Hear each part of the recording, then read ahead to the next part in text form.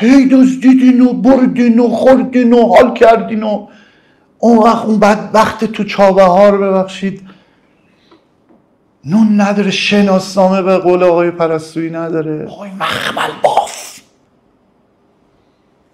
بابا تو بابای ما نسل ما رو سوزوندی. توی کتابت گفته بودی حضور زن و مرد روی صحنه حرام است آقای مخمل باف، اپوزیسیون شدی، فیلم سکسی رفتی ساختی.